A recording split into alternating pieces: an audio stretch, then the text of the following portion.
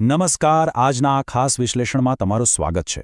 આજે આપણે એક એવી સફર પર જવાના છીએ જે સીધી અદ્વૈત વેદાંતના પ્રાચીન જ્ઞાન અને અહમ બ્રહ્માસ્મિના બહુ જ ગહન અર્થમાં ઊંડે સુધી જાય છે। આ માત્ર કોઈ ફિલોસોફીની વાત નથી, પણ આ એક એવી સમજણ છે જે તમારા રોજના જીવનના નિર્ણયોને પૂરેપૂરા બદલી શકે છે।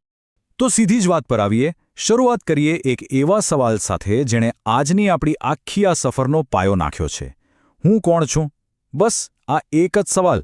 સાંભળવામાં એકદમ સાદું લાગે છે ને, પણ આ એક એવો અંતિમ પ્રશ્ન છે જે સદીઓથી માનવજાતને વિચારથી કરી મૂકે છે, અને સાચું કહું તો જેનો જવાબ જ આપણા સંપૂર્ણ અસ્તિત્વનો પાયો છે। તો આજનો આપણો એજન્ડા બહુ જ ક્લિયર છે। પહેલાં આદિ શંકરાચાર્ય અને અદ્વૈત, પછી જગત મિથ્યા અને બ્રહ્મ સત્ય, ત્યારબાદ અહમ બ્રહ્માસ્મિનો સાચો અર્થ, અને છેલ્લે આ બધાનો આપણા રોજિંદા જીવનમાં વ્યવહારિક ઉપયોગ। ચાલો પહેલા સેક્શનથી શરૂઆત કરીએ, આદિ શંકરાચાર્ય અને અદ્વૈત ફિલોસોફી। તમે જરા વિચારો, શંકરાચાર્યજીનું જીવન માત્ર થોડા જ વર્ષોનું હતું, છતાં તેમણે જે સિદ્ધિઓ મેળવી તે અકલ્પનીય છે। કેરળના કાલડીમાં જન્મ અને માત્ર 7 જ વર્ષની ઉંમરે સંન્યાસ, અદ્ભુત છે ને? પછી ઓમકારેશ્વરમાં ગુરુ ગોવિંદ ભગવત્પાદ સાથે તેમની મુલાકાત થાય છે, અને જોતજોતામાં તેમણે આખા ભારતભરમાં 4 મહાન મઠોની સ્થાપના કરી દીધી। ખરેખર તેમણે વિભાજિત થયેલા દેશને એક જ દાર્શનિક દોરાથી બાંધી લીધો। અહીં એક બહુ જ રસપ્રદ કિસ્સો છે। એકવાર નદીમાં સ્નાન કરતી વખતે એક મગરે યુવાન શંકરાચાર્યનો પગ પકડી લીધો હતો। હવે જુઓ, આ મગર ખરેખર આપણા સંસાર અને માયાના ભયનું પ્રતીક છે, જે આપણને સતત પકડી રાખે છે। આ ઘટનાએ જ તેમને બધું છોડીને આધ્યાત્મિક મુક્તિના માર્ગે આગળ વધવાની પ્રેરણા આપી। પછી જ્યારે તેમના ગુરુએ તેમને પૂછ્યું કે તું કોણ છે, ત્યારે તેમણે જે જવાબ આપ્યો ને, તે નિર્વાણ ષટકમ તરીકે અમર થઈ ગયો। તેમણે કહ્યું, હું મન નથી, બુદ્ધિ નથી કે અહંકાર નથી, હું તો શુદ્ધ ચૈતન્ય સ્વરૂપ શિવ છું। જરા વિચારો આ શબ્દોની તાકાત। આ જ એક વાક્ય આત્મજ્ઞાનનો સંપૂર્ણ પાયો બની ગયું। હવે આગળ વધીએ આપણા બીજા સેક્શન તરફ, જગત મિથ્યા અને બ્રહ્મ સત્ય। આખી અદ્વૈત ફિલોસોફીનો જો કોઈ મૂળ પાયો હોય ને, તો તે આ એક જ પંક્તિમાં રહેલો છે, બ્રહ્મ સત્યમ જગત મિથ્યા જીવો બ્રહ્મૈવ નાપરઃ। એટલે કે એકદમ સરળ ભાષામાં કહું તો માત્ર બ્રહ્મ જ સત્ય છે। આ જગત પરિવર્તનશીલ અને કામચલાઉ છે, અને સૌથી મોટી વાત, આપણો જીવાત્મા મૂળભૂત રીતે બ્રહ્મથી બિલકુલ અલગ નથી।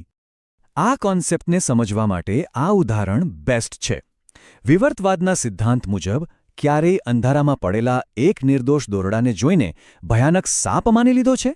બસ બરાબર એવી જ રીતે આપણી અજ્ઞાનતાને કારણે આપણે આ કામચલાઉ જગતને જ અંતિમ સત્ય માની લેવાની બહુ મોટી ભૂલ કરી બેસીએ છીએ।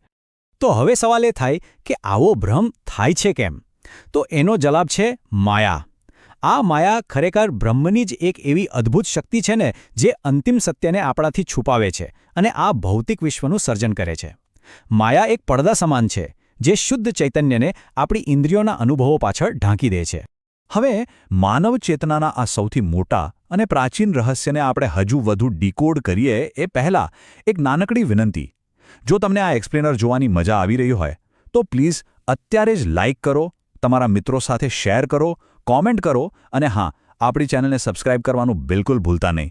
તમારો આ નાનકડો સપોર્ટ જ આપણને આવા ગહન વિષયો પર વધુ વિશ્લેષણ લાવવાની પ્રેરણા આપે છે। ઓકે, ચાલો હવે આપણા મેઇન ટોપિક પર આવીએ, સેક્શન 3, અહમ બ્રહ્માસ્મિનો વાસ્તવિક અર્થ। તમે અહમ બ્રહ્માસ્મિ તો ઘણીવાર સાંભળ્યું હશે।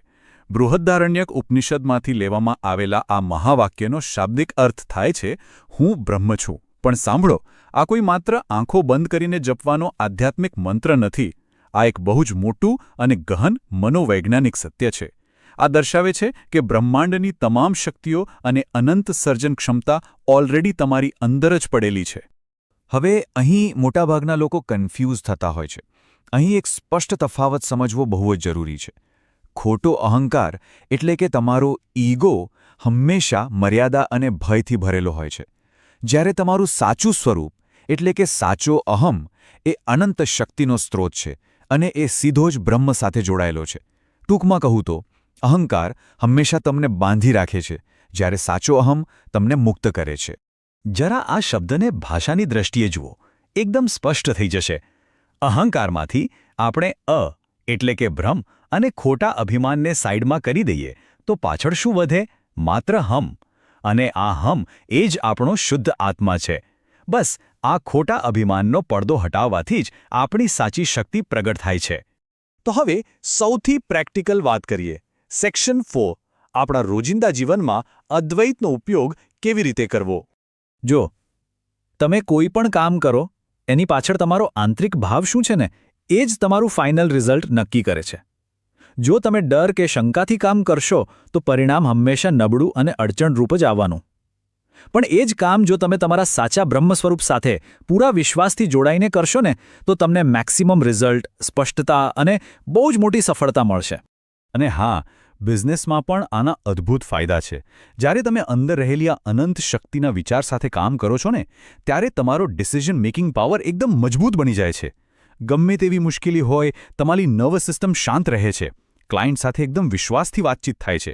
અને માર્કેટમાં નવા ઇનોવેશન લાવવાની તમારી ક્રિએટિવિટી નેક્સ્ટ લેવલ પર પહોંચી જાય છે. કન્ફ્યુઝનની જગ્યા સીધી ક્લેરિટી લઈ લે છે. માત્ર બિઝનેસ કે પ્રોફેશનલ લાઈફ જ નહીં, અંગત જીવનમાં પણ આના અસંખ્ય ફાયદા છે. તમારા રોજિંદા સંબંધોમાં એક અલગ જ પ્રકારની શાંતિ આવે છે. માફ કરવાની ભાવના વધે છે. અને તમને ખબર છે, જ્યારે તમારું આંતરિક મન શાંત હોય ને ત્યારે બ્લડ પ્રેશર કંટ્રોલમાં રહે છે, રોગ પ્રતિકારક શક્તિ વધે છે અને એક બહુ જ ડીપ ઇમોશનલ બેલેન્સ આવી જાય છે. તમારું શરીર આપમેળે જ હીલ થવા લાગે છે.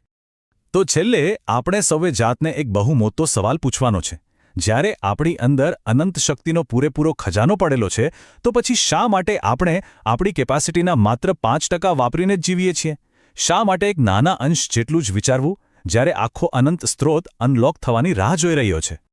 આજના આ ગહન વિશ્લેષણમાં મારી સાથે જોડાવા બદલ તમારો ખૂબ ખૂબ આભાર.